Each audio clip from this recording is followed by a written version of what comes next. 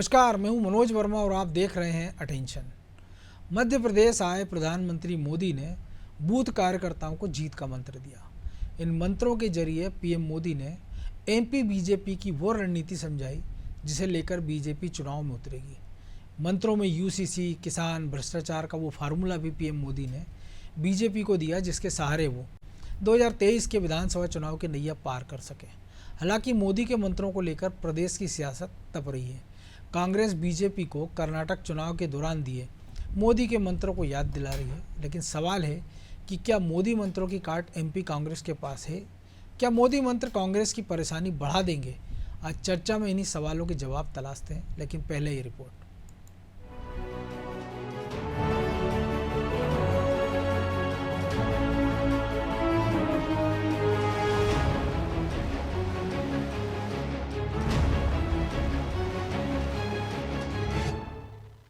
PM Modi ने दिया मंत्र, क्या बनेगा जीत का तंत्र? राजधानी भोपाल में मेरा बूथ सबसे मजबूत संवाद में प्रधानमंत्री मोदी ने कार्यकर्ताओं को जीत के मंत्र दिए। ये मंत्र अब बीजेपी कार्यकर्ताओं को आने वाले चुनाव में कैसे और किसके खिलाफ इस्तेमाल करने हैं, इसका भी जिक्र प्रधानमंत्री मोदी ने अपने भाषण के दौरान इशारों ही इशारों में किया। मोदी ने यूसीसी, 3 तलाक के साथ किसान और भ्रष्टाचार के मुद्दों पर कांग्रेस को कैसे घेरना है, इसका भी मंत्र दे दिया। और अब बीजेपी के कार्यकर्ता जनता के बीच इन मंत्रों के जरिए बीजेपी के पक्ष में माहौल बनाते दिखेंगे। इतना ही नहीं, मोदी मंत्रों के बहाने बीजेपी कार्यकर्ताओं को विपक्ष की वो नस भी बता गए, तो चुनाव में दबाने पर उसे फायदा मिलेगा। कांग्रेस की एक ही नीति थी, पहले किसानों को संकट में पड़ने दो और फिर कर्ज माफी के नाम पर झूठ बोलकर वोट की फसल काटो। ये उनका तरीका रहता था और इसलिए ये कर्ज माफी के नाम पर राजनीति करते थे, देते नहीं थे और छोटे किसान को तो नसीब ही नहीं होता था। लेकिन भाजपा सरकार आज पीएम किसान सम्मान निधि से सीधा पैसा किसान के बैंक खाते में भेज रही है। आज जब कानून का डंडा चल रहा है, जब जेल की सलाखें सामने दिख रही है, तब जाकर के ये जुगलबंदी हो रही है। इनका कॉमन मिनिमम प्रोग्राम भ्रष्टाचार के विरोध एक्शन से बचने का ही है। पीएम मोदी से मिले मंत्रों से बीजेपी कार्यकर्ताओं का जोश हाई है। जाहिर है कि चुनाव के वक्त अगर निचले स्तर के कार्यकर्ताओं से प्रधानमंत्री सीधे बात करे तो इन मंत्रों को जीत के तंत्र में बदलने में देरी नहीं लगेगी। लेकिन अब जो मंत्र मोदी ने एमपी बीजेपी को दिए, उससे कांग्रेस की बेचैनी बढ़ी हुई है। वो इन मंत्रों पर निशाना साध रही है। कांग्रेस का दावा ये भी है कि इस बार एमपी में कांग्रेस का साथ जनता देगी। किसी भी मंत्र का यहाँ पे जादू चलने वाला नहीं है। प्रधानमंत्री जी ने लगातार कर्नाटका के अंदर भी सभाएं की थी, दौरे किए थे और वहां पे भी उन्होंने कई प्रकार के मंत्र देने का प्रयास किया था, लेकिन भारतीय जनता पार्टी को वहां पे मुंह की खानी पड़ी थी। उसी प्रकार से मध्य प्रदेश के अंदर भी भारतीय जनता पार्टी के मंसूबे पूरे नहीं होने और मध्य प्रदेश की जनता यहाँ पे इनका सफाया करने वाली है। राजनीतिक पंडितों का मानना है कि मध्य प्रदेश से मोदी ने जो मंत्र दिए, उन मंत्रों में बीजेपी की जीत की रणनीति तो छिपी ही है। साथ ही कांग्रेस को किन मुद्दों पर घेरना है, इसे भी पीएम मोदी कार्यकर्ताओं को खुद समझा गए। इसलिए ये मंत्र कांग्रेस को रास नहीं आ रहे हैं। खैर, ये मोदी मंत्र मध्य प्रदेश में बीजेपी के जीत का रास्ता कितना आसान बनाएगा और कांग्रेस के रास्ते में कितनी मुश्किलें खड़ा करेगा, इसकी तस्वीर भी जल्द ही साफ हो जाएगी। ब्यूरो रिपोर्ट, अनादि टीवी।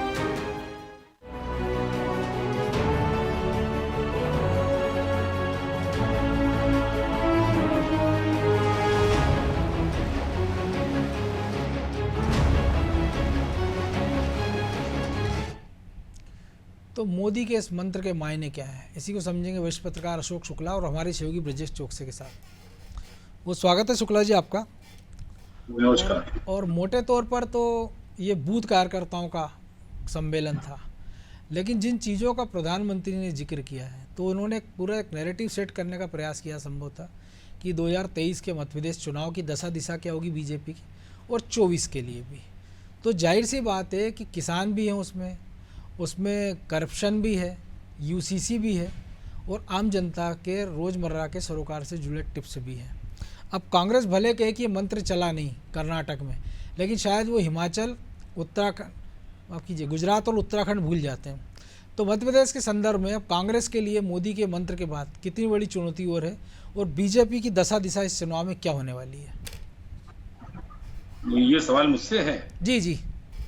मोदी इस समय देखिए, जो मोदी जो नाम है, जो हमारी भारतीय राजनीति में मोदी जी का जो कद है, जो उनकी लोकप्रियता है, वो सभी राजनीतिक दलों के लिए एक चुनौती बने हुए हैं। और जब मोदी मध्य प्रदेश में आते हैं, चुनावी वर्ष में मोदी आते हैं यहाँ पर और कई ट्रेनों की सौगात देते हैं, बूथ के जो कार्यकर्ता हैं उनको जब संबोधित करते हैं और वो जो बातें कर रहे हैं, निश्चित तौर पर उसका बड़ा असर देखने को मिलेगा। और मोदी प्रारंभ से ही कांग्रेस को 2014 को भी आप देख लीजिए, 2014 में भी जब मोदी जी आए थे बतौर पीएम कैंडिडेट के तौर पे, तब भी उनका जो अटैक था वो कांग्रेस पे था, कांग्रेस के भ्रष्टाचार पर था। उस समय एक अन्ना का आंदोलन भी चल रहा था। अभी भी जो मोदी जी का जो मुख्य फोकस है वो कांग्रेस के भ्रष्टाचार पर, केवल कांग्रेस के भ्रष्टाचार पर नहीं, जितनी भी विरोधी पार्टियां हैं जो कहीं ना कहीं किसी न किसी घोटाले में इन्वॉल्व है। और मोदी जी ने इस बात की भी की चर्चा की है कि अगर मोदी सरकार है तो घोटालेबाजों को जेल भेजने की गारंटी है, लेकिन अगर विरोधी दलों की सरकार कोई आती है तो घोटाले की गारंटी है। तो इस तरह की बातें भी मोदी जी ने की। फिर जो महानायक है, जब महानायक अपने पार्टी के किसी एक जमीनी कार्यकर्ता से जब चर्चा करता है तो उसको कोई संदेश देता है, मैसेज देता है, तो निश्चित तौर पर जो है वो विरोधी दलों के लिए जो है चिंता की बात होगी। और मध्य प्रदेश में आप ये देखिए, ये बहुत शुरुआती दौर है। अभी तो मोदी ने एक छोटा सा मंत्र दिया है, आगे वो और कुछ नई चीजें लेकर आएंगे। मोदी जी की आप राजनीतिक आलोचना चाहे जितनी कर उनकी, लेकिन उनकी राजनीतिक सूझबूझ की आपको प्रशंसा भी करनी पड़ेगी। तो अभी ये बहुत शुरुआती दौर है और मुझे लगता है कि आगे जब मोदी जी के फिर एक आध दौरे और होंगे, जैसे 2018 में भी हम लोगों ने देखा था, वो कई बार आए थे विधानसभा चुनाव के दौरान, उसके बाद में 2024 की भी चुनाव है। तो अभी जो मोदी जी का जो आगमन हुआ है, निश्चित तौर पर वो कांग्रेस के लिए चिंता की बात इसलिए है कि मोदी जैसा कोई चेहरा उनके पास में नहीं है। उनके पास में वो चमत्कारिक नेतृत्व नहीं है जिस तरह का चमत्कारिक नेतृत्व आज भारतीय जनता पार्टी के पास है। और चमत्कारिक नेतृत्व के साथ में जो कार्यकर्ताओं की पूरी फौज हो, जिस तरह का एक बड़ा सम्मेलन हम लोगों ने आज देखा कि 10 लाख कार्यकर्ताओं को उन्होंने जो है वर्चुअली जो है संबोधित किया, ये बहुत बड़ी चीज है कि पार्टी का इतना बड़ा लीडर जो है अपने बूथ कार्यकर्ताओं से बात करता है, उनको कोई मंत्र देता है। जाहिर है कि इससे थोड़ा सा कांग्रेस परेशानी तो महसूस कर रही है, क्योंकि हमने देखा कि कांग्रेस में तो कमलनाथ पर आरोप लगते रहते कि वो मंत्री और विधायकों को समय नहीं देते थे, लेकिन देश का प्राइम मिनिस्टर अगर बूथ के कार्यकर्ता को समय दे रहा है, उसकी बात सुन रहा है, तो जाहिर सी बात है इसका असर नीचे तक जाएगा, दूर तक दिखाई देगा। बिल्कुल दिखाई देगा। और कार्यकर्ताओं में जिस तरह का एक उत्साह इसके बाद में बढ़ेगा और कार्यकर्ता किस तरह से आक्रामक होंगे और उनको किस तरह का आक्रमण करना है। देखिए, भ्रष्टाचार एक बड़ा मुद्दा रहा है भारतीय राजनीति में। बोफोर्स का आप देख लीजिए, बोफोर्स के चलते जो है राजीव गांधी की सरकार चली गई थी, कोल घोटाले के चलते और 2G 3G के घोटाले के चलते फिर जो है यूपीए की जो मनमोहन सिंह की वो सरकार चली गई थी। कर्नाटक में भी आप ये देखिए तो भ्रष्टाचार एक बड़ा मुद्दा था। और अभी आज का भी जो मोदी जी का भाषण था, जो कार्यकर्ताओं को मंत्र देने की बात थी, तो मुख्य रूप से उन्होंने यही कहा है कि विरोधी दलों के जो घोटाले हैं और जेल जाने से जो घबरा रहे हैं उनका ये गठबंधन है। और उसी तरह की चुनौतियां मध्य प्रदेश में भी अगर भारतीय जनता पार्टी के सामने कोई दल है तो ये वही दल है जो कई तरह के घोटालों में फंसा हुआ है और घोटालों के लिए जो पहले से बदनाम। तो कुल मिला के ये है कि मोदी जी का आज जो कार्यक्रम था और जो बूथ के कार्यकर्ताओं से उन्होंने जो बातचीत की है, तो जहां वो एक बड़ी स्फूर्ति भरेगा, एक तरह से आप ये समझ लीजिए कि बूस्टर डोज दे के जाएगा बीजेपी के कार्यकर्ताओं को, वही कहीं ना कहीं जो है वो विरोधी दलों के लिए परेशानी का सबब भी बने। बिल्कुल। तो ब्रजेश जी, मध्य प्रदेश के संदर्भ में देखें तो जो 3-4 चीज़ें हैं वो मध्य प्रदेश में फिट बैठती। उन्होंने जिस गारंटी की बात की कि विपक्षी दल गारंटी की बात कर रहा है, लेकिन मैं गारंटी दे रहा हूँ कि भ्रष्टाचारी जो लोग हैं वो जेल जाएंगे। क्योंकि हमने देखा हिमाचल की बात करें, कर्नाटक की, कांग्रेस ने कहा था हम गैस सिलेंडर हो, पेंशन हो, उसकी गारंटी दे रहे थे वो। किसानों की कर्ज माफ़ी का मध्य प्रदेश में हमने देखा 2018 में भी कमलनाथ ने कहा था और कांग्रेस ने कहा था, और इस चुनाव में वो फिर इस वादे को दोहराए हैं। तो उन्होंने किसानों से जुड़ा जिक्र भी किया और ये बताया कि वो कैसे किसान सम्मान निधि, पीएम सम्मान निधि कैसे किसानों के खाते में बिना किसी करप्शन के जा रही है, और अब तो मध्य प्रदेश सरकार ने भी उसकी राशि बढ़ा दी है। तो ये जो 2-3 चीज़ें, इसके साथ ही परिवारवाद, क्योंकि हमने देखा है कि कांग्रेस भी इस पर अछूती नहीं है, चाहे वो दिग्विजय सिंह के परिवार की बात कर लें, चाहे कमलनाथ के परिवार की बात कर लें। तो और भ्रष्टाचार के नैरेटिव की बात है कि जो कर्नाटक में सेट हुआ था वो बीजेपी मध्य प्रदेश में करना चाह रही है। पिछले दिनों जो पोस्टर लगे कमलनाथ के पेटू कमीशन वाले, हालांकि दोनों एक दल इससे बच रहे हैं कि बीजेपी भी कह रही है कि हमारा काम नहीं, कांग्रेस की अंदरूनी कलह हैं। तो जाहिर सी बात है मध्य प्रदेश के संदर्भ में भी वो अपना एक मैसेज तो दे गए हैं कि कार्यकर्ताओं को किस दिशा में बढ़ना है। देखिए मनोज जी, जंग की तैयारियां शुरू हो गई हैं, लेकिन जंग की तारीखों का भले ही ऐलान ना हुआ हो, तो चुनाव मैदान में जब उतरते हैं तो उसी तरह से तैयारी करके उतरी जाती है जिस तरह से जंग के मैदान में उतरे। बिल्कुल।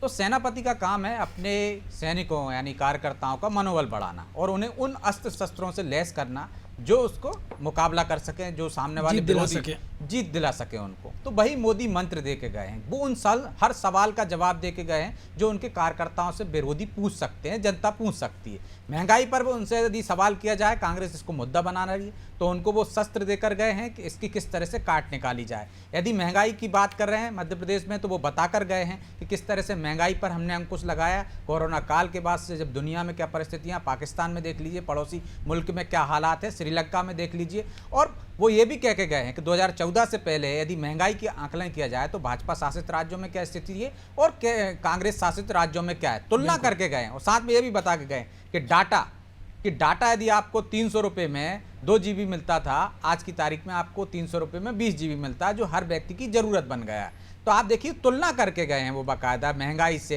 किसानों के उससे तुलना करके गए, डाटा से लेके आटा तक। और आप किसानों की भी वो कह के गए हैं कि किस तरह से राहत दे रहे हैं और कांग्रेस किस तरह से उनको संकट में डालने देती थी। पहले ये सोचती थी कि पर संकट आ जाए, इसके बाद वो एक तरह से उनको राहत देती थी, एक बार राहत दे देती थी। लेकिन किस तरह से प्रधानमंत्री नरेंद्र मोदी योजनाओं के माध्यम से, चाहे फसल बीमा योजना हो, चाहे जो उनको प्रधानमंत्री राहत उससे जो राशि दी जाती है, जो उनके सम्मान निधि दी जाती है, उसके माध्यम से किस तरह से उनका भला कर रहे हैं। गरीबी से लेकर आप देखिए हर मुद्दे पर, यूसीसी से लेकर आप देखिए महंगाई, बेरोजगारी, तमाम उन सवालों पर जो बीजेपी के कार्यकर्ता यदि किसी के पास जा रहे हैं तो उससे पूछे जाते हैं, उस पर सवाल किया जाता है। विपक्ष हमलावर है, हर उस मुद्दे को छूने की कोशिश की। यदि आप कांग्रेस को, समाजवादी पार्टी को, बहुजन समाज पार्टी को, किसी भी अन्य दल को यदि वोट देते हो तो वो किसी एक परिवार को, उनके विकास के लिए वोट देते हो। लेकिन यदि बीजेपी को वोट देते हो तो उन्होंने ये जताने की कोशिश की है कि देश के विकास के लिए वोट देते हो। तो मोदी के जो मंत्र हैं निश्चित तौर पर वो कारगर इसलिए होंगे, कार्यकर्ताओं में एक जोश बने,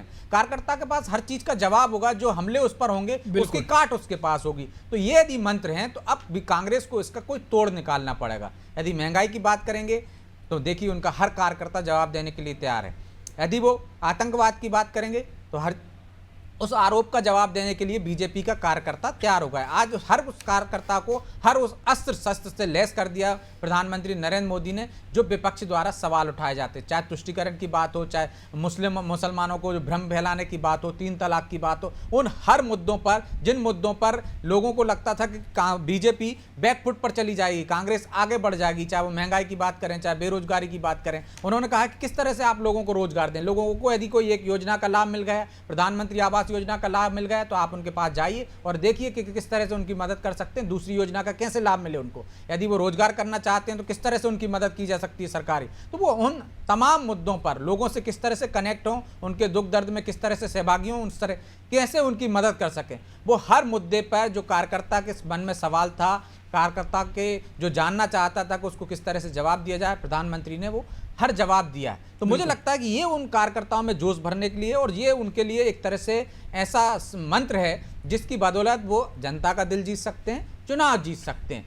अब कांग्रेस को क्या करना होगा, इस पर कांग्रेस को विचार करना होगा। कांग्रेस को नई रणनीति बनाना पड़ेगी कि किन मुद्दों पर वो जा रही है। यदि भ्रष्टाचार पर बात करेगी तो भ्रष्टाचार पे आप देखिए वो कह रहे हैं कि पूरे विपक्ष 20 लाख करोड़ का भ्रष्टाचार किया, ये भ्रष्टाचार करते हैं। और एक एक चीज गिनाई है उन्होंने, हर चीज की, हर राजनीतिक दल की। तो आप देखिए उस पर विपक्ष को अब नई रणनीति बनाना पड़ेगी, क्योंकि उनका कार्यकर्ता वही बात दोहराएगा। और बीजेपी में एक तरह से जो संगठनात्मक रचना है मनोज जी, वो देखिए आप प्रधानमंत्री नरेंद्र मोदी जो बात बोलते हैं वो उनके कार्यकर्ता जो बूथ स्तर पर है वो जो संघ का पैटर्न है कि जो संघ का पैटर्न है वो संघ का छोटा कार्यकर्ता। आपको वैसा पैटर्न हम नहीं देखते हैं कि कांग्रेस में देखने को मिलता है। कांग्रेस में आप देखिए कि नेताओं के भाषण को, यदि उनका आलाकमान एक बात कहता है तो उसको ही नीचे तक का कार्यकर्ता नहीं दोहराता, वो खुद ही उसको काट देता है। तो मुझे लगता है कि कांग्रेस जिस रणनीति के तहत जा रही थी उसको अपनी रणनीति में बदलाव करना होगा। भले ही वो ये सोच रही हो कि कर्नाटक में हमको सफलता मिल गई, कर्नाटक और मध्य प्रदेश में अलग माहौल है। मध्य प्रदेश, राजस्थान, छत्तीसगढ़, जो हिंदी बेल्ट की हम बात करें, मोदी मंत्र निश्चित तौर पर कारगर होता है। मोदी का मैजिक अभी भी इन राज्यों में चल रहा है। तो मुझे लगता है कि कांग्रेस को एक ऐसा लीडर लाना पड़ेगा जिस पर कोई भरोसा कर सके। क्या प्रियंका गांधी पे भरोसा करेगी क्या जनता?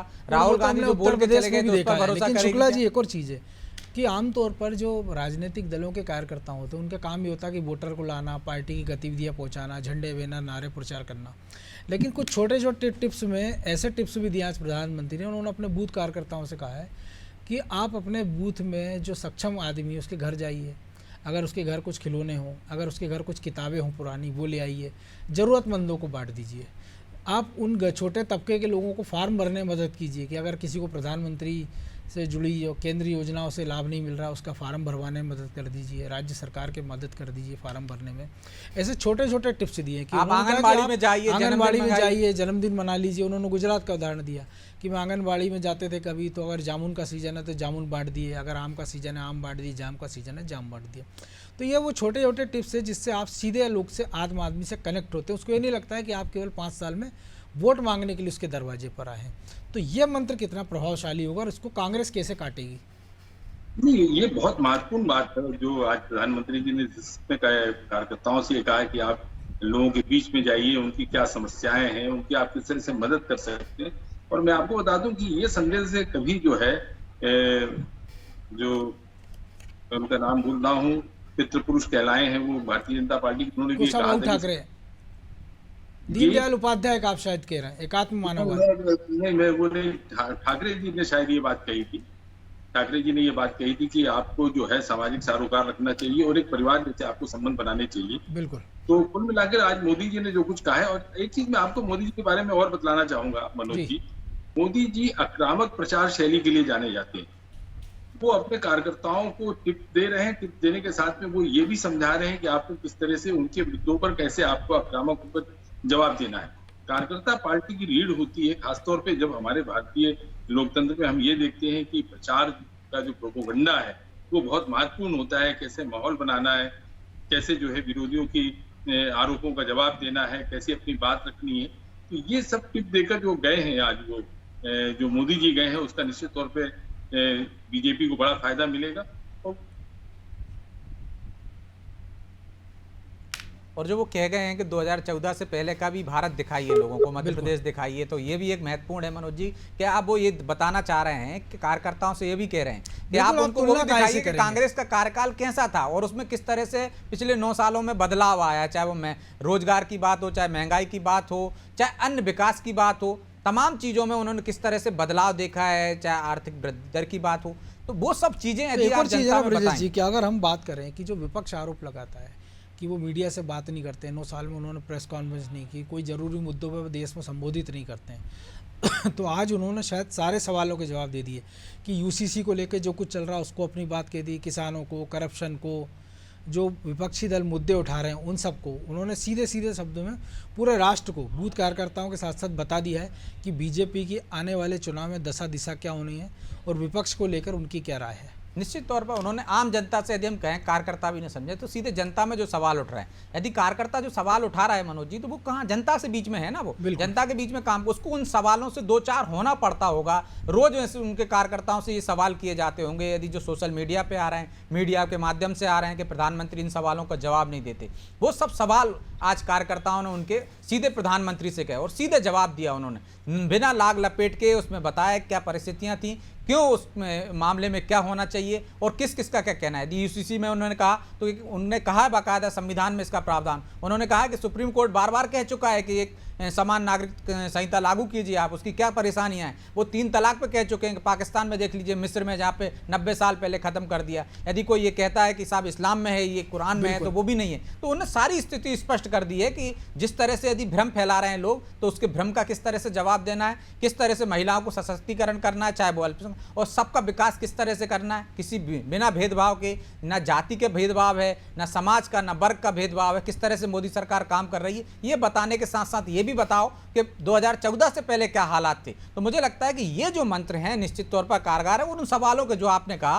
कि जो सवाल विपक्ष उठाता रहा है कि प्रधानमंत्री मीडिया के सामने नहीं आते, हमारे इन सवालों के जवाब नहीं देते, उन तमाम सवालों के जवाब देकर उन्होंने अपने कार्यकर्ताओं को सशक्त कर दिया कि जाइए आप इनका जो कोई आपसे ये पूछे उसका किस तरह से आपको जवाब देना है कि मोदी जी ने ये जवाब दिया है। तो हर कार्यकर्ता वही जवाब देगा और मुझे लगता है कि इससे माहौल बनेगा और ये माहौल को बनने में एक मददगार होगा। उसके लिए कांग्रेस को अपनी नई रणनीति पर काम करना होगा। वो ये नहीं कह सकती है कि प्रधानमंत्री इन सवालों के जवाब नहीं देते, इन मामलों पर मौन साध लेते हैं। अब क्योंकि उनके पास जवाब है, प्रधानमंत्री ने सार्वजनिक रूप से जवाब दिया, वो बात अलग है कि मीडिया को दिया या लोगों को दिया, लेकिन प्रधानमंत्री के जवाब हैं, वो चाहे आप मीडिया मान लीजिए, चाहे वो कार्यकर्ता का सवाल माने, सवाल वही होते, जवाब भी वही होता प्रधानमंत्री का। तो शुक्ला जी, इसको ये भी कह सकते हैं हम कि जो फाइनल एग्जाम के पहले एक दौर होता है रिवीजन का, कि जो कुछ आपने पढ़ा है साल भर उसको फिर से दोहरा लीजिए, तो उस फेस में आ गए हैं अब हम।